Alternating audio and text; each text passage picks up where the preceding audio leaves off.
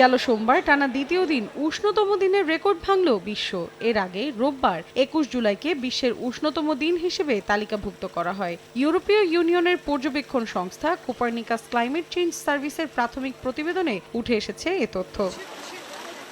প্রতিবেদনে বলা হয়, রোববার বিশ্বব্যাপী ভূপৃষ্ঠের গড় তাপমাত্রা ০.০৬ ডিগ্রি সেলসিয়াস বেড়ে ১৭.১৫ হয়েছে। ১৯৪০ সাল থেকে এ ধরনের তথ্য রেকর্ড করে আসছে সংস্থাটি। এর আগে গেল বছর জুলাইয়ের শুরুতে টানা ৪ দিন উষ্ণতম দিন রেকর্ড করা হয়। তারও আগে সবচেয়ে উষ্ণতম দিন ছিল ২০১৬ সালের আগস্টে।